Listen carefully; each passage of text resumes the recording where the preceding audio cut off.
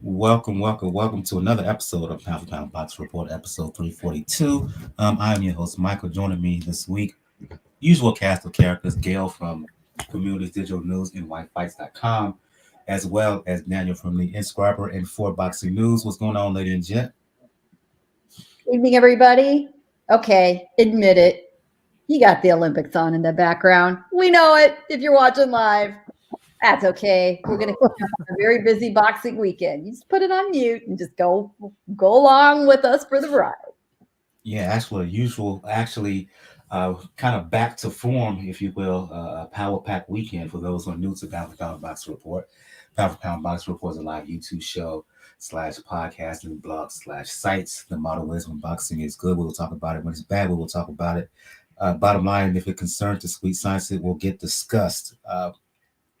Want to find out any and all information regarding the show, the site is the place to go to for the time being, p4pboxingreport.com. There, if you want to email us, you can do so at p4pboxing at p4pboxingreport.com.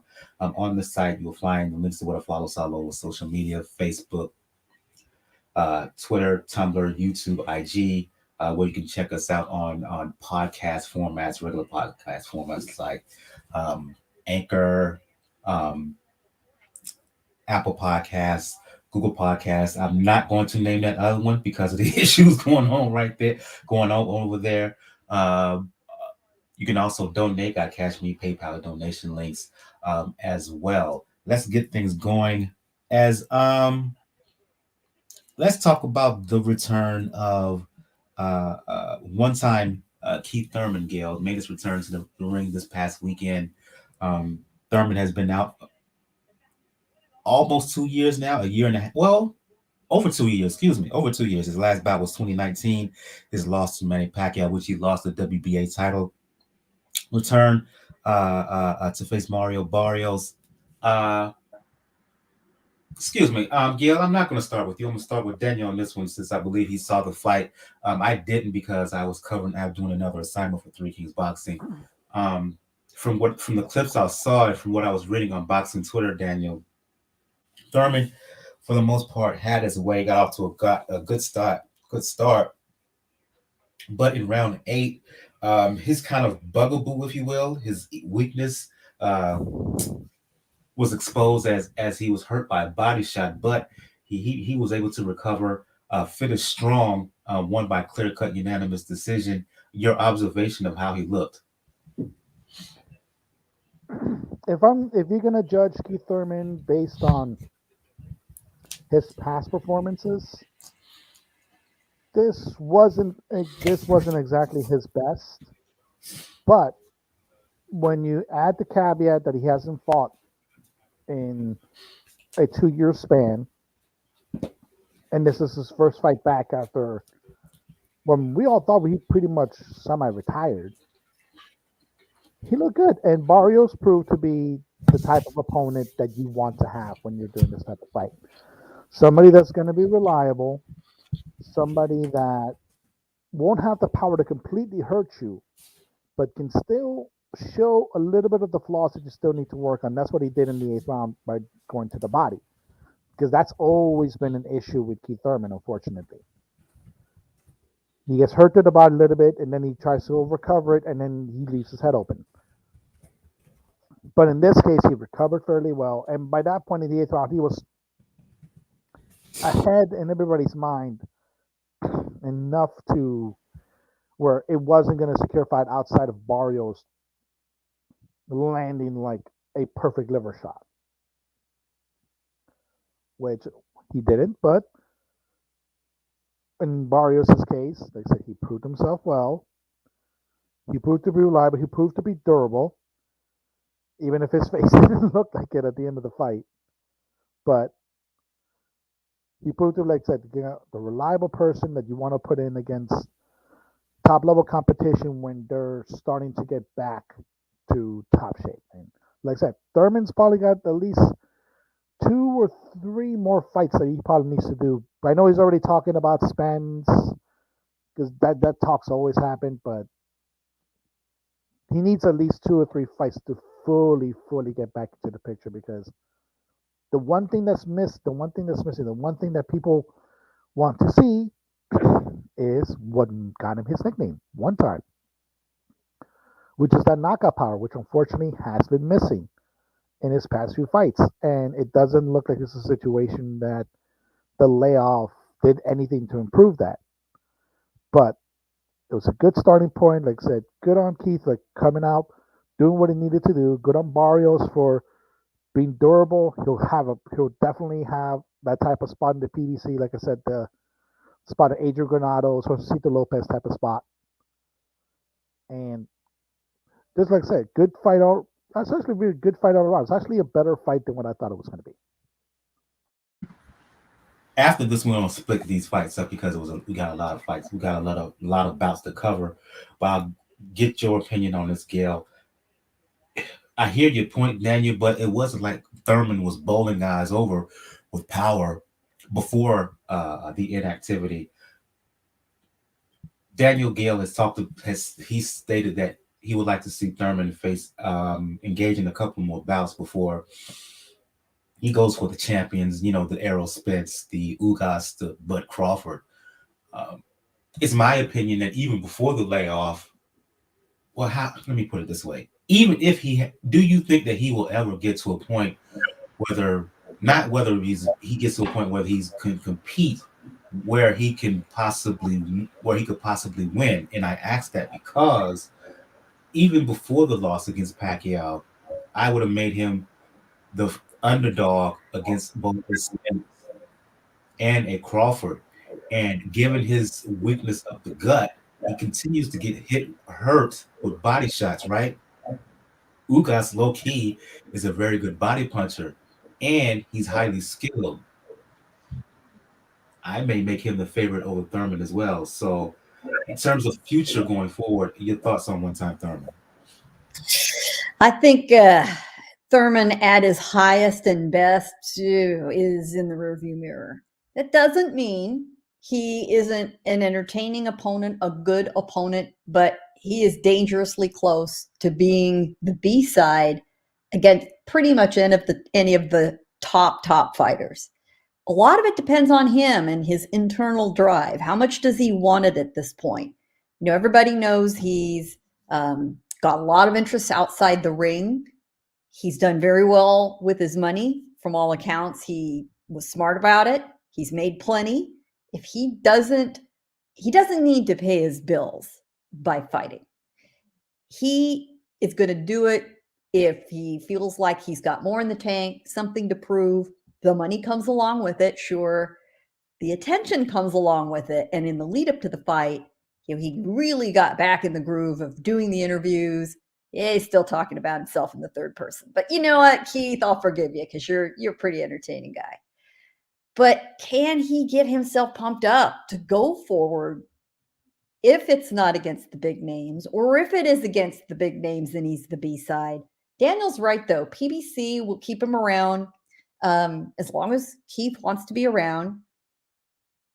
I'm going to be very interested to see what the numbers are. Expectations were fairly low for a $75 fight that should have been on Fox. That would have helped generate interest in him, just like it did when he fought on the network against Garcia and against Porter. Of all the guys out there, he's the one that had that track record. It's water under the bridge.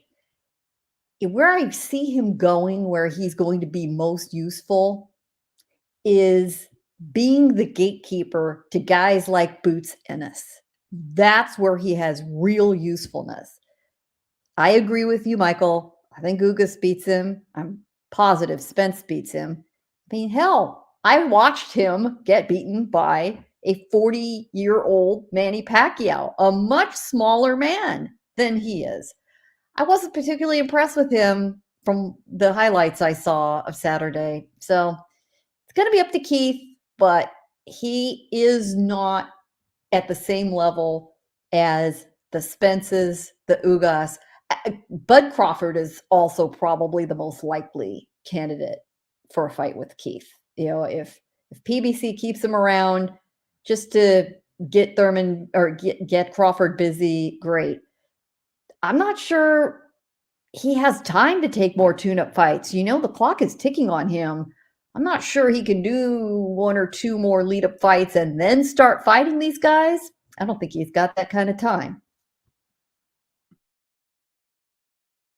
Age 33 is Thurman. Given his history of injuries throughout his career, you're absolutely right. He was asked about a fight against Crawford, and as we know, Bud, free agent right now, middle of a lawsuit with Top Rank. Um, Thurman said the fight will be easier. It's easier to make now that Bud is free from Top Rank. If he signs over with PBC, I think that's the fight that they will try to shoot for late this year, early next year. But yeah, I agree with you 100%, Gail. He doesn't have much time to waste.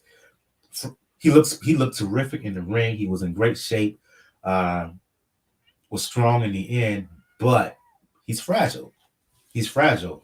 Hands, shoulders, especially. So we'll see where he goes.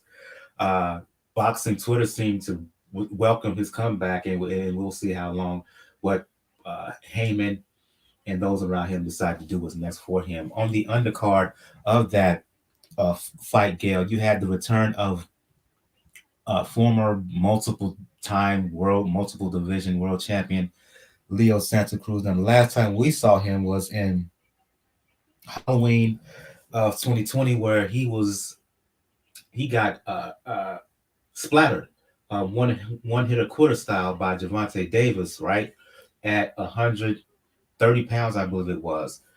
Making his return to the ring, he fought a guy by the name of Carbajal. Gail, I think this is step one from what I was reading. That step one of his return back to featherweight. Santa Cruz does what Santa Cruz. He did what he usually does. He throws a lot of punches, right? Doesn't really knock guys out anymore, but he had his way, just like Thurman pretty much had his way. Won by decision. My question is, Gail, given the 126-pound landscape, and for some reason, I believe Santa Cruz still technically has a title, WBA version. If he plans to move back down to 126, where do you see him going? And my ultimate question is, with Navarrete there at featherweight WBO champion, would PBC dare put Santa Cruz in the ring with the likes of Emmanuel Navarrete? Not right now, they won't. Al Heyman has always been very protective of Leo Santa Cruz. They're very tight. Leo is practically a member of the Heyman family. He named his son after Al. They take very good care of Leo, and Leo will fight whoever they put in front of him. I don't question his heart at all. He's always been willing to take on anybody, but I do think he runs up against his limits sometimes. He's an activity fighter. What may happen is kind of a waiting game to see if Navarrete goes up a division and abandons, and relinquishes those belts, which means everybody can go after them. That's a way that Santa Cruz can get back one of those belts or unify, and then if he wants to walk out the door, great. He's had some very rough fights. That layoff after the Tank fight, I'm sure it was a little longer than he anticipated, but the rest didn't hurt him. He did what he needed to do. I'll be very curious to see what his next move is and how fast he gets back in the ring. And I think, any injuries or roughing up aside that he may or may not have gotten, everybody's got to assess themselves in the week or two after a fight. I'd get him right back in there. I'm sure. I don't think I'd put him up against a world beater, but he's got a real devoted fan base, especially in Southern California. And you know what? Put him in front of the fans here in Southern California, get him back in, and let's see what he's got. And I would welcome seeing it. If the end game is a return to 126, another option outside of Navarrete is newly crowned WBC champion Masayo, who just beat Gary Russell a few weeks back. I could see that fight happening as well. But in terms of I wouldn't. I don't. 130 for Santa Cruz. Uh, that's tough. That's tough. With that's tough. With Valdez, with Shakur. Um, I wouldn't even with a guy like Chris Colbert. I would keep him away from there.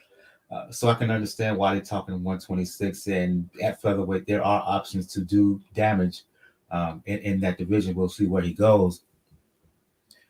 My apologies for you. My apologies to you on this one, Daniel. But the last fight we're going to talk about on this card is Luis Nery, who has a love-hate relationship with the fans. Most fans really hate him because of his tendency to not take care of business when it comes to making weight. Coming off of getting stopped in this last fight in a title bout at 122 pounds, made his return to the ring, fought a guy by the name of Castro. There were even questions whether he was going to make weight for this fight. He did, and he won by split decision.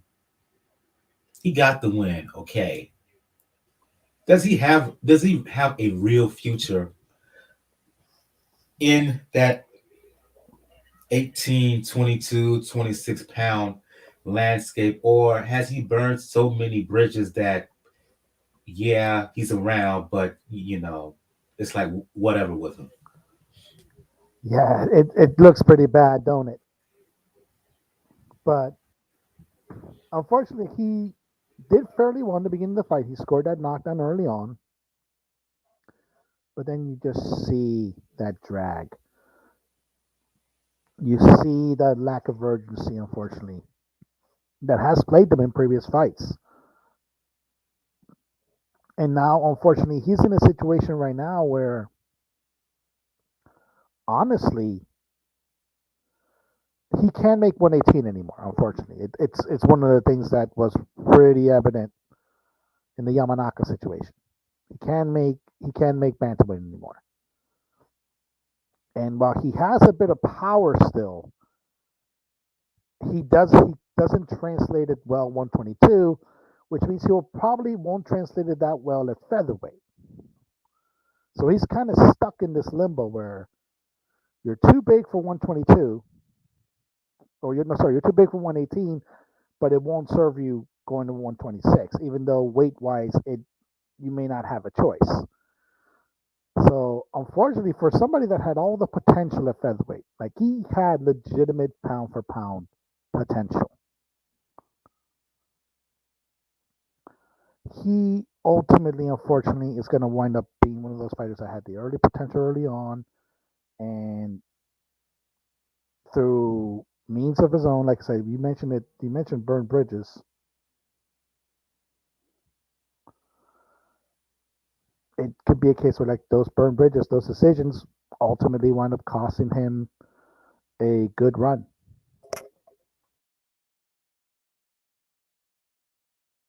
Yeah, absolutely. He technically has a future, but not really.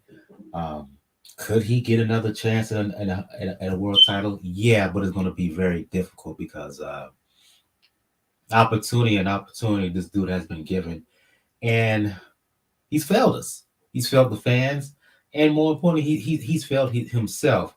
So giant question mark, in my opinion, on where he goes moving forward and how much of a future again he really has. Those fights took place in Vegas. I want to move on to San Antonio, and I'll begin this discussion. We talked a lot about the situation regarding the WBC 115-pound title. My apologies for the background noise. Um, Carlos Cuadras was originally, excuse me, set to fight a rematch with Srisakat Rungwa side for that vacant WBC title at 115. Unfortunately, Rungwa side became ill, had to withdraw because of COVID complications from COVID-19. Jesse Rodriguez, Bam, who number one contend, highly ranked at 118 pounds, I believe, one by the BO, three by the BA. He moved up from 108 to 115, was given the opportunity to fight Cuadras for that vacant bout, took it. All of us felt that he was good enough, he was talented enough to win, and he certainly did. Um, boxed early, did a beautiful. This combination was beautiful. He in round 3, he hit Cuadras with a jab, slid to the right, and then hit him with a tremendous uppercut that put Cuadras down. Cuadras, the old warrior he is, he rallied, but his, as we all know, his weakness is that he's vulnerable to the body, much like Thurman. B, he tends to fade late, and I felt that once Cuadras was able to hurt him, and once he found he could take Cuadras' shots, it was over. Though Cuadras rallied in the late rounds, Bam got his composure and really ran away with it, winning by unanimous decision, become new champion. The question is, Gail, where does he go from here? After the fight, he suggested that he could possibly move back down to 112 or even 108 and seek titles there. But Eddie Hearn is already talking about a fight between, trying to make a fight between Rodriguez and WBA champion Juan Francisco Estrada, talking about having that fight happen in Rodriguez's hometown of San Antonio. If you were Bam's handlers, if you were his trainer, Robert Garcia, right, would you stay at 115 pounds and seek a fight and try to set up a fight against a Cuadras, set up a fight against the winner of Chocolatito and Julio Cesar Martinez, or would you go back down to 112, 108 and try to win a world title there? Well, there are going to be two considerations. It's going to be the money that he's getting for these fights, because this is their job. They fight for money. And the smaller weight classes, don't always get the purses offered at the highest levels that they should. It's changed in the last few years, but it could get better. He's also 22. If he's ever going to move down, bag multiple weight division titles, now's the time. It only gets harder as you get older. And, for a lot of people listening, the difference between 115, 112, 108 doesn't sound like a lot. Being a flyweight myself, I can tell you it is a big difference, proportionally at that size. It's going to be easiest now. If he can legitimately get himself to 108, knock out a fight, pull in a title, right now he's probably feeling like easy work. 112, maybe a little less easy work, but still very confident. He might want to just do that, knock down those bowling pins right now.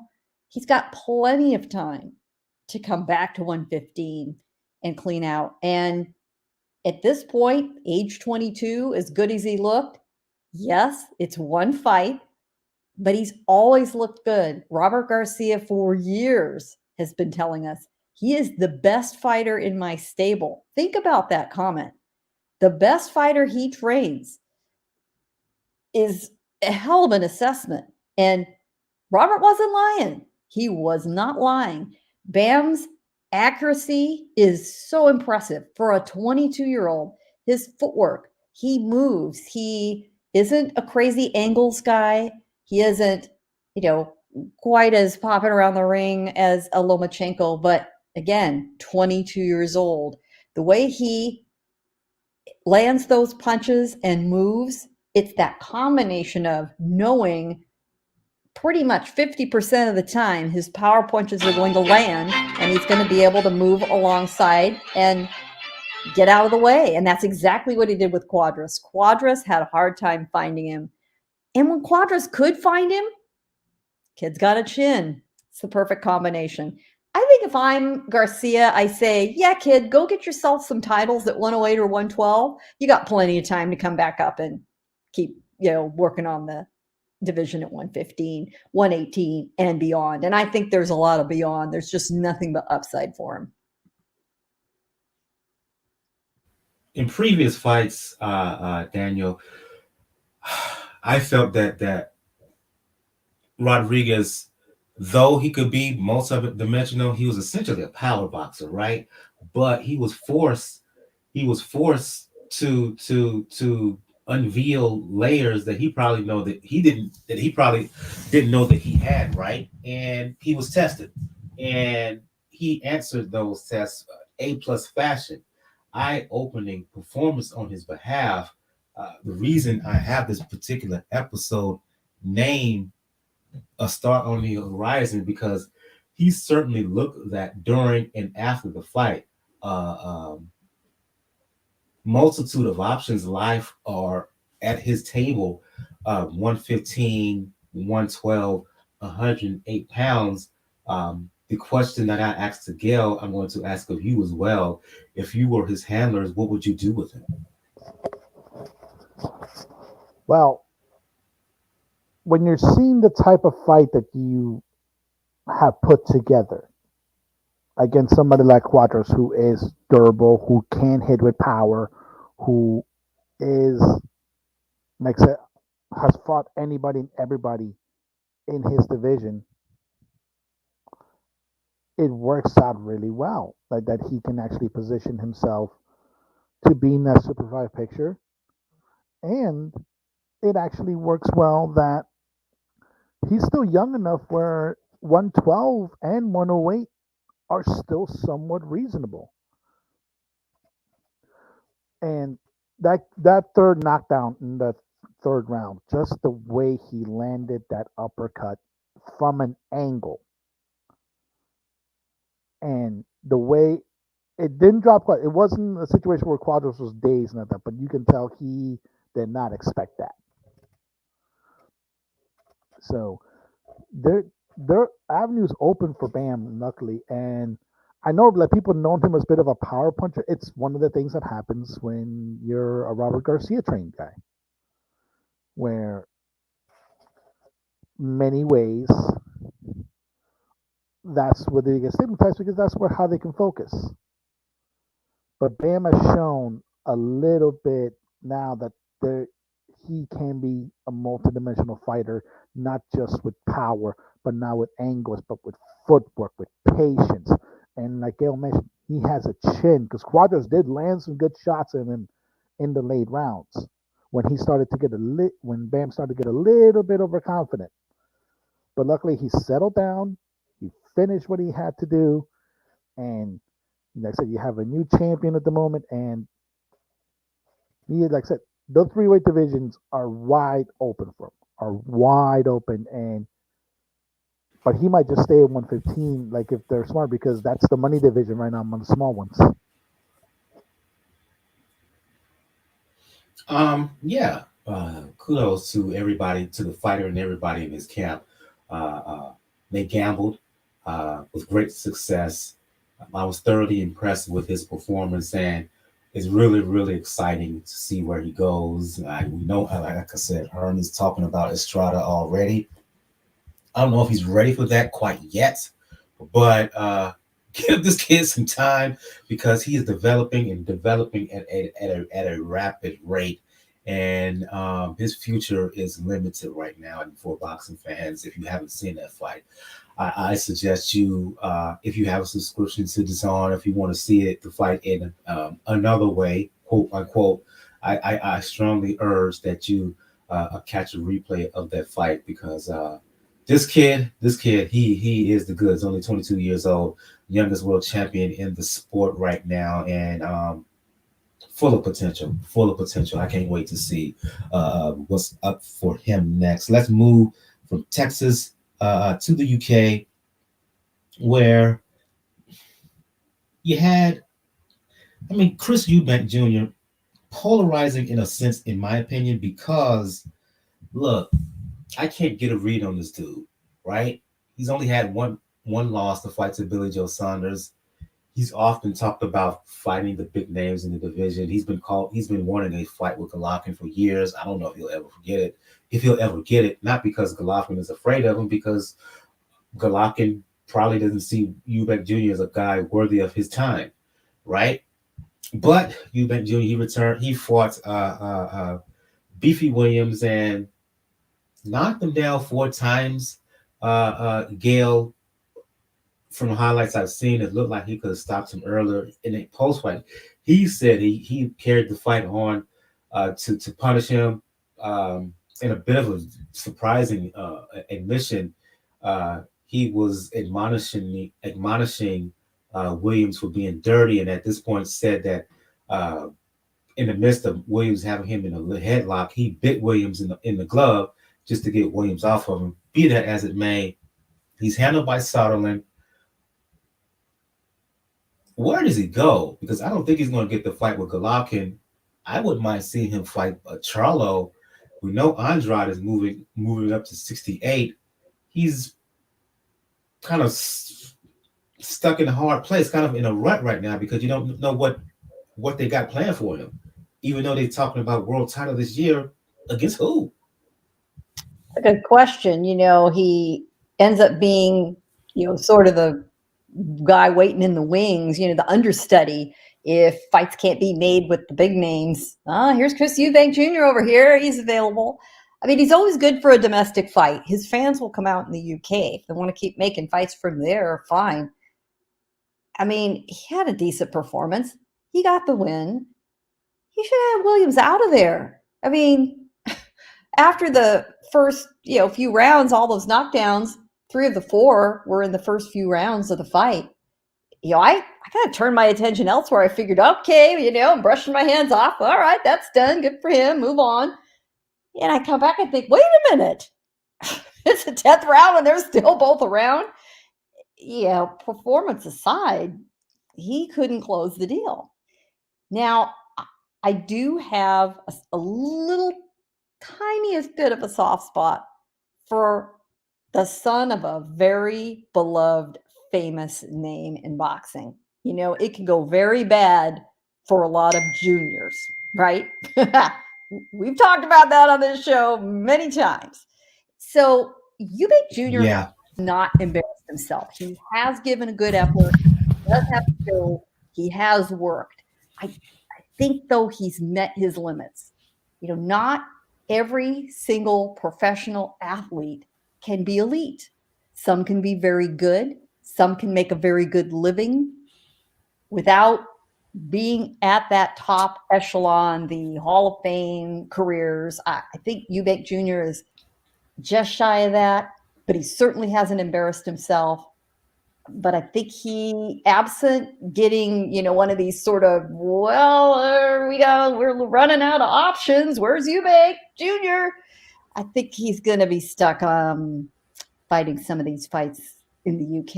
And he may even become sort of Sauerland's version of Keith Thurman, right? He's always a draw. He'll give you an honest effort. He brings the fans. Is he at the top of the sport? That day is past. I know he has this. I know he's thirsty for a fight with Golovkin for years, but I would let that go. It's not going to happen. If I was Sauerland, if I was his handlers, I guess Charlo's in the Canelo sweepstakes. We don't know what direction Alvarez will go.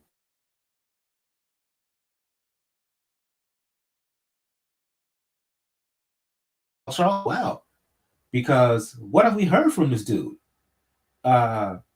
Except for Charlo being on IG, running his mouth, right? In his stories.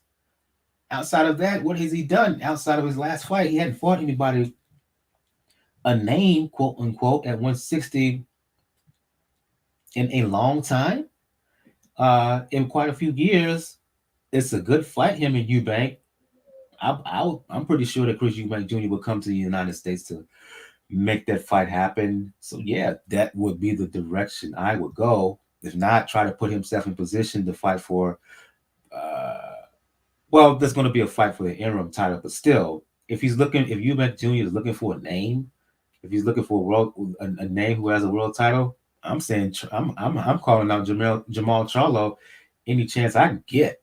But that's just me. But who knows what Sauerland decides to do with him on the undercard of that fight. Daniel, you had the return of Claressa Shields. Last time many fans saw her, she got beat, not in the boxing ring, but in the octagon. As for much of 2021, she ventured into MMA, tested the waters there, won one bout, lost her second bout. Well, she's making her return to the boxing ring as she fought Emma Kozin, BA, BC, IBF titles at 160 pounds. She had her weight dominated, did what she wanted. Only thing she really didn't do was stop her. After the fight, there was a bit of a dust up with her and WBO champion Savannah Marshall.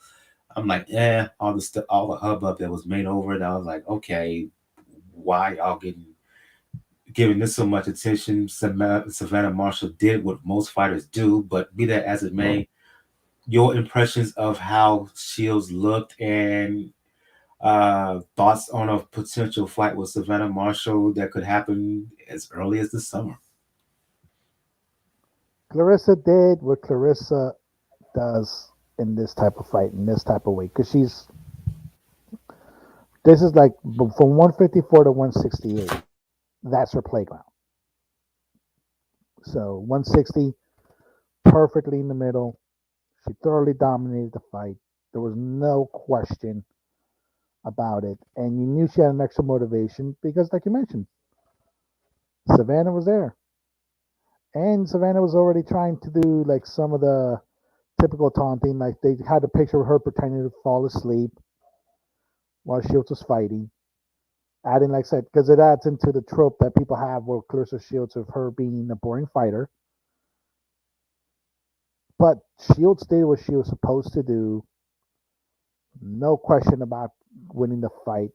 But the dust up afterwards, that to me is the interesting part because obviously the main thing that Savannah Marshall has over Claressa Shields is that victory in the amateurs. And obviously that WBO belt. And this is the fight that fans have been wanting when it comes to Claressa. That was reasonable. And they did a lot of talking. And hopefully this is the day, this is the year where we see a lot of women's fights that should be made. We're already going to get Katie Taylor versus Amanda Serrano. Hopefully we hear very soon that we get the date for Shields and Marshall, because that's going to be a bang of a fight, because as skilled as Claressa is, and she definitely showed it in that night, Savannah is seen as the more powerful puncher. So we definitely wait to see how that comes up, but a good showing, and it just showed that luckily mentally that MMA loss didn't bother her that much. Right. Marshall, she's set to fight in March. Let me look it up right quick to see the exact date. March the 12th against Femke Hermans Gail. Early diagnosis here. I know it may be bad to assume, I'm going to do it anyway. Let's assume that Marshall wins that bout next month, right? Early diagnosis here. Claressa Shields, Savannah Marshall. What are your early keys towards that possible matchup? Oh, there's a lot at stake there for both women. High stakes. I think I agree with you. It's not a good idea to assume, oh boy, those things have blown up before. But I think that's a pretty good bet for Marshall. Her matchmakers are not going to put her in any serious danger right now. That's a big fight for her. You know, the emotional implications between the women, you know, the hard feelings between them, the trash talk. You know, Claressa is just going to let it rip. Marshall's going to push back in her own way, is going to be good for the fight. It will promote the fight. I've got to say, I think Marshall is the fresher talent. I think she's had the better run. I'm not sure that Shields sort of did a detour off to MMA was in her long-term best interest in the boxing ring. You know, she claimed she was still training for boxing, but it wasn't her focus. It's hard enough to train for one combat sport, let alone two. Meanwhile, Marshall's racking up wins, improving her skills. You know, I think Marshall might have merged over to the left lane and been passing Claressa just a little bit. But it is a very even matchup. A lot will depend on where it happens. I give Claressa credit for going to the UK for this fight. You know, that's something she can hold over Marshall's head. Hey, I'm willing to come on your turf. I'm willing to come into enemy territory. You aren't, which she made a big deal of over the weekend. I'm intrigued by it. Right now, I would have to give the edge to Marshall, but either one can win. Neither loss would be a big surprise. It is a fight that's got to be made, and it will gain momentum after we see the Taylor Serrano fight. The lead up is looking great. The interest is phenomenal. If it turns out to be a great fight, it's going to give rocket fuel to a lot of other top women's bouts. It's a proving ground for a lot of the other women. So Marshall and Shields will be much more makeable at a high level once we see Taylor and Serrano be such a success. Yeah, and that fight, Taylor Serrano, it has a chance to be a sold out crowd. So you can have not only the fighters making a lot of money out in terms of guarantee. Again, as I stated last week, I'm hearing that Serrano going to earn $1 million for this fight. But Yeah. you can also have some a substantial money being made by both ladies from the live gate as well. Let's just be clear for anyone not clued in. When we say sold out, we're talking about selling out the big room at Madison Square Garden, not the Hulu Theater, not the little 3,000 seat theater. The big room. That's a hell of an accomplishment. Absolutely. And so Shields, she's taken care of her half of the bargain. It's up to Savannah Marshall to take care of business next month, and hopefully she does, and we get that fight on paper. It looks to be pretty much a toss up. I know most you make Marshall a favorite. A lot of other pundits, fans would make Shields a favorite. For me, I just want to see the fight happen. That's all I care about. I just want to see the fight happen because on paper it stands to be a damn good one. Let's move on to some news here. If you guys have some news that you want to mention, please do so in the private chat. But what I have here in the docket looks like the return of Ryan Garcia as over the weekend. Look, he's been teasing that he's coming back in the ring for months now. It was made official over the weekend as he's returning April the 9th against Emmanuel Tagoe. Whoever wants to pick this up, please do. I'm looking at Tagoe and I'm thinking, yeah, Garcia, his last fight was January of last year against Luke Campbell. He was knocked down, but he came back to win 7th round by body shot. We know the reasons that he stated he's been out. He's back in the ring. We'll see where it goes. Opponent is decent. I just want to see how he looks after such a long layoff.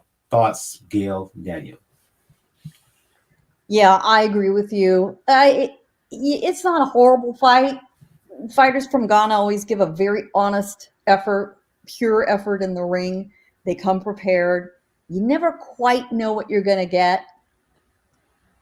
I'm not lit up excited. I mean, given his long layoff, it's really the best we could have expected. You know, he wasn't going to be fighting a Devin Haney or a George Kambosos Jr. his next fight out.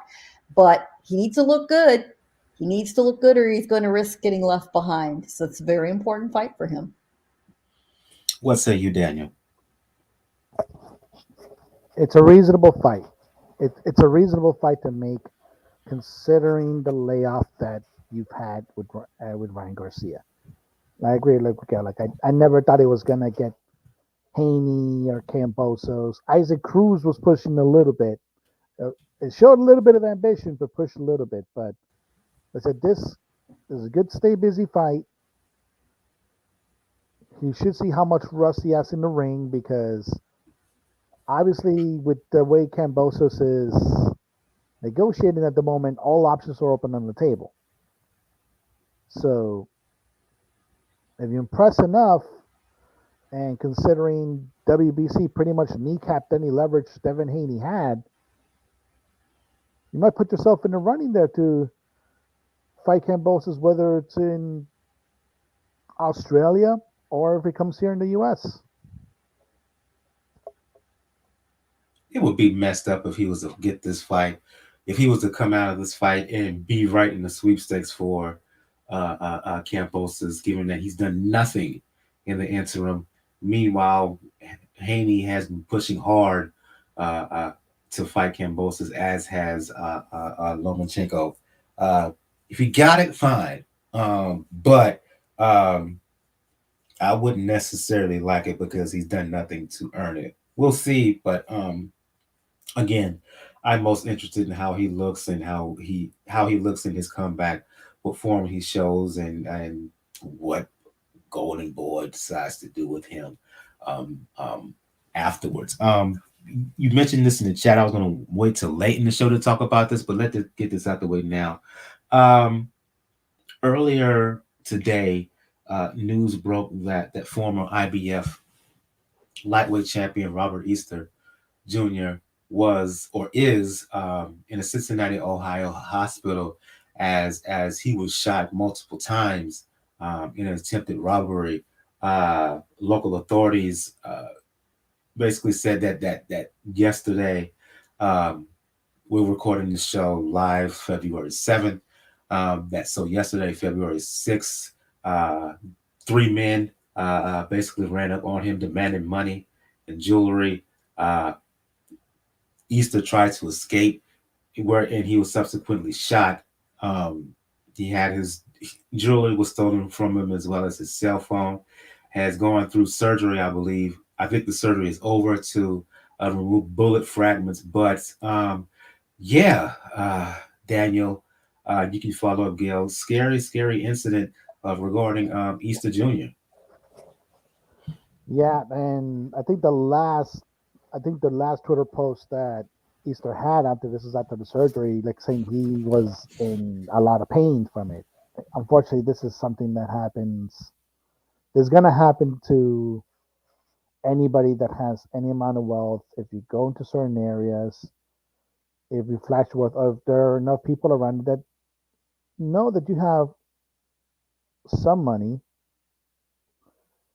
and if they feel like you're going to flaunt it, they're going to target you, unfortunately. And that's what happened in this case. Now, hopefully, Robert Easter is going to have a full and speedy recovery. But it is, unfortunately, just another warning when it comes to anybody that's out there that is like they're flashing their wealth. And if you hang around certain areas or hang around certain people,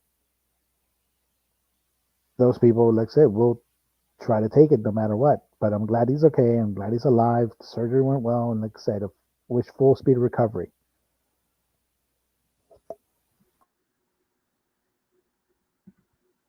Yeah, it's just an awful incident.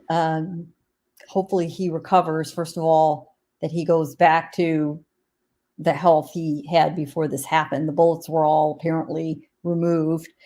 His prognosis was very good. He's 31 years old. He's had sort of a stalled on and off career. He's 23, 1-1, 14 knockouts at the moment. He lost the one title he held almost 4 years ago now to Mikey Garcia. His career has just slowed so much. It's almost stalled out. And having this happen to him now, obviously recovery and justice needs to be his priority. It's going to be hard to figure out where he goes from here, especially now that he's been competing at 140 pounds. He's not exactly a powerhouse puncher. So best to him, best to his family. This shouldn't happen to anybody, and certainly not somebody like Robert Easter Jr. Easter first won the IBF lightweight belts in 2016. Defeating Richard Coleman by close decision. Made 4 defenses of that belt before, as you mentioned, he lost to the aforementioned Mikey Garcia in 2018. Late 2019, decided to move up to 140 in his campaign in that division since, right? Last fight was in February of last year. And you're right, Gail, his career has kind of slowed down to snail's pace, if you will. And so we here at Pound for Pound Box Report wish wish Robert Easter Jr. a full and speedy recovery, and as you mentioned, justice is first and foremost in regarding that situation, and hope that the folks who did the senseless act are found and subsequently punished. Right, subsequently punished. You mentioned something in the private chat, Daniel. News report regarding unified WBO WBC junior featherweight champion Stephen Fulton. Could you please share here publicly? Yes, first I'm gonna give credit to the people that actually found this and had this confirmed. That, yeah, Roman has been on a lot of podcasts lately, a lot of interviews, including Twitter Spaces. There's actually a pretty good spaces. It's done randomly, and but it's become very popular space among boxing fans. That's called Chicken Talk, and like it's managed by like if you look at the Twitter accounts, Lacey Lefty and Rahman was on today. You can actually get one of those spaces that is recorded, and apparently when Roman was there, so was his manager. And apparently his manager has confirmed that Danny Roman will fight Stephen Fulton in the summer. It'll be either in May or in June. Now, like I say, I'm going to listen to probably the Chicken Talk after this, either later today or tomorrow. But like I said, this group hasn't been the kind to just throw wild rumors here and there. And they've had a lot of good people, a lot of prominent people on this Twitter space. So I do take it with a little bit of reliability that this looks to be confirmed. Good fight, Gail. Fulton coming off the win over Figueroa to unify the BC and WBO titles. Um, Roman, he's on the comeback following his loss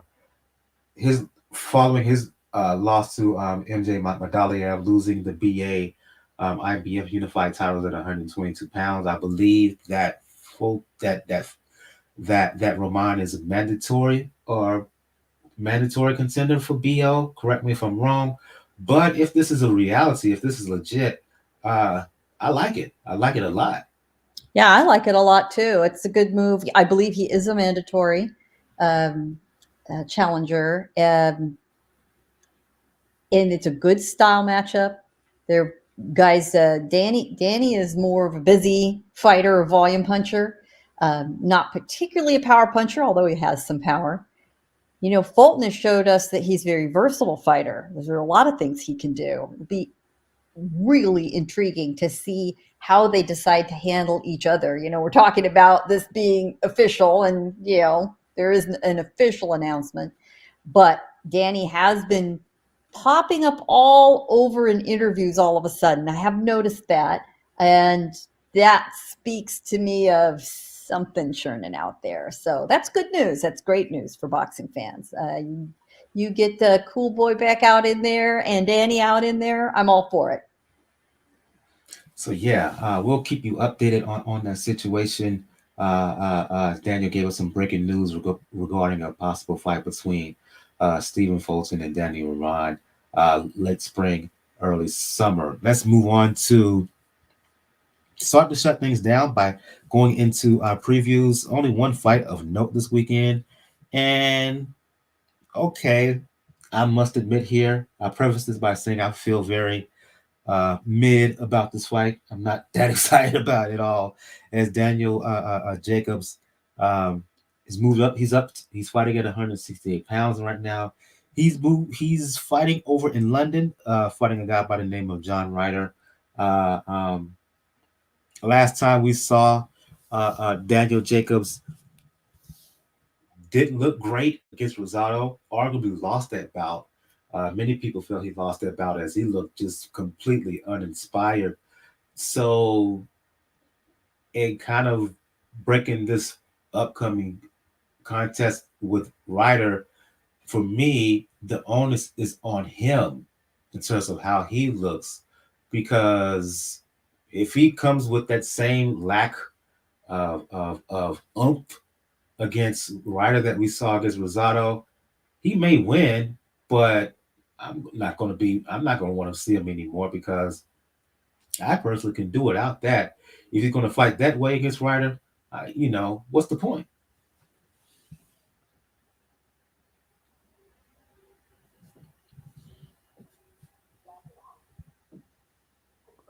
Was that to me or Gail? That was to you, Daniel. Sorry, but Jesus, I feel bad for Dan Jacobs on this. Unfortunately, he's had a serviceable career. He did fight Canelo somewhat well. He did have that good fight with Golovkin. He did have that story of coming back, like I said, from cancer. But unfortunately, it just has been a downslide. And I don't think I know people want to say that this fight is technically his last chance, but I don't think making like winning this fight against somebody like John Ryder would put him like anywhere like near a dark horse, like for a Canelo sweepstakes. Because at the end of the day, Canelo already has all the belts. There's nothing that's going to entice him from fighting Jacobs again. And what it may be able to do is try to position himself to what's going to happen after Canelo moves on from 168, because that's probably the direction he's going to go towards if he doesn't defend the belts at least once. So that does open himself up an avenue. And yeah, he could put himself in the WBA picture, but I don't see much of this fight. But it's a fight that unfortunately there isn't really much benefit in winning, but there is a whole lot of detriment if he loses. Because if he loses this fight, his days as a contender in those two divisions are done. Absolutely. And Gail, it's not a case of me feeling quote unquote sorry for him. My question is he satisfied? He got the fight with Golovkin, right? And he got paid a lot of money, $10 million plus. It seems like he's content. The motivation is not there post Golovkin. What say you? Remember, he also got the Canelo lottery money too. He isn't getting the. Yeah, I meant to say Canelo, but I said Golovkin. He got that Canelo fight too, where he got paid a good amount. But more to the point, he fought Golovkin where he gave a good account of himself. Some felt he won, but yeah, I said Golovkin, but I mean the Canelo where he got that multi-million dollar, $10 to $15 million payday, and you have to wonder whether whether the motivation is there, because it doesn't seem that way, especially in his last fight where he just stuck out the joint. I mean, Jacob's background and his history is so unusual. I think most people listening know his story. He is a cancer survivor. He was never, ever, he was not necessarily expected to survive, much less get back in the ring, much less perform at the highest level. As he's frequently said, he's not afraid of anything. Not at this point. Not when you have stared the Grim Reaper in the face. Not when you have spent time in bed paralyzed wondering what your fate was going to be. He's done well with his money. He performed well most of the time. That fight with Rosado was it was a gift. He did not deserve to win that fight. Whatever's keeping him there, is a little perplexing, but he's one of the few fighters, I'll damn well give a pass to him almost any time. This is a really odd weekend to have a fight. Yeah, it's in the UK. They aren't quite as Super Bowl crazy as the United States, but there's still a fair amount of interest over across the Atlantic. The NFL is trying to make inroads there. You can bet they're going to be promoting Super Bowl weekend in some way there. So Jacobs picks this weekend for this fight. Let's pull out all those Twitter memes with people with the question marks appearing over their head. Yeah, that's kind of where I'm at here. Will I watch it? Oh, of course I will. I'm pretty much the same with you, Gail. So let's see how he looks. Let's see if he puts on a performance where that has people talking about him afterwards. He needs it if he don't have any real future aspirations or world title shot moving forward. And I think we're going to start in things from there. I want to thank Olaf for joining us, for not joining us, but for listening, checking us out live on YouTube. If you like what you heard this evening, either listening live or for those who may listen at a later date, please make sure to hit that like button. Please make sure to hit that subscribe button as well. If you listen to us on the podcast realm, like Anchor, like Apple Podcasts, Google Podcasts, just about anywhere else in between. Please make sure to follow us there. For those on Apple Podcasts, we'd love to read a review from y'all. 5-star review will get read on the show. I want to go around the panel here. Even though I didn't start this particular episode with ladies first like I usually do, I want to end it with ladies first. Gail from Communities Digital News at nyfights.com. For those who want to talk boxing, for those who want to talk media, or for those who want to check you out occasionally on TMZ Live, let the folks know where they can find you. You know, I like it when we change things up around here. So I am all about it. And you can find me two different places. My regular preview and recap column is at Communities Digital News, which is COMM Digi, D-I-G-I, news, comdiginews.com. And I'm also one of the newer members of the crew, nyfights.com. And even though it is a very slow weekend, we have some little creative things up our sleeves. So stay tuned. We'll give you as much boxing entertainment, at least outside the ring, as we can this week. I also want to check. I also give a shout out to the homie EJ Boxing Live, who's also checking us out live on YouTube. I'll go to you, Daniel, for those who want to talk the sweet science, for those who want to talk professional wrestling, for those who want to talk the NBA, especially as it pertains to Miami Heat, who looks like a real contender once again in the Eastern Conference. Let the folks know where they can hit you up. Yes, folks. Yes, folks. You can find me on Twitter, Rux99, RAWKZ99. Definitely catching on there, trying to get everything lined up. Obviously, wrote a quick piece on the Inscriber last night about the Miami Dolphins, their new head coaching hire, which I'm actually surprised they got who they got. But it's going to be interesting to see what's going to happen. Obviously, it's Super Bowl weekend. We know who's dominating here. But the months are starting to fill up, and we definitely have a lot of fights coming up, especially in March. Because I'm going to try to get into that Taylor Serrano fight in there. I think I'm already going to put in my credentials tonight for it.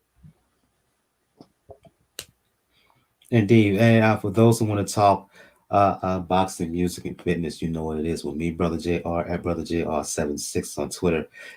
As I said earlier, if you want to check out all things Pound for Pound Box Report, the site is the place to go to, p4pboxreport.com. Places where you can email us. You can do that at p4pboxing at p4pboxreport.com. You'll see links to where to follow us, where to check out the podcast on other platforms. Where to check us out on the socials, and where you can donate. Got Cash Me PayPal donation link. On the next episode, we will do a recap of Daniel Jacobs' return to the ring against Ryder, and we will do a preview of fights that's happening on the weekend of the 19th. Amir Khan, Kell Brook, that fight is finally happening. Probably 6 to 8 years too late, for as I'm concerned. On the undercard of that interesting women's title bout is Natasha Jonas, who gave Katie Taylor a really good fight last year at 135 pounds. She's moving all the way up to 154, and she's fighting for the vacant WBO junior middleweight title. So we'll talk about those fights. Also, the return of Jaime Munguia, fighting on the 19th as well. I believe that fight is still on. He's going to fight in Mexico. So we will talk about those fights, all of those fights, and plus any and other news in the interim. So yeah, episode 352 is in the books. Want to thank everybody who checked us out live. For Gail from Communities Digital News in nyfights.com, Daniel for Boxing News in the Inscriber. I am your host, Michael. We will see you guys next time. Everyone have a good evening. Good night.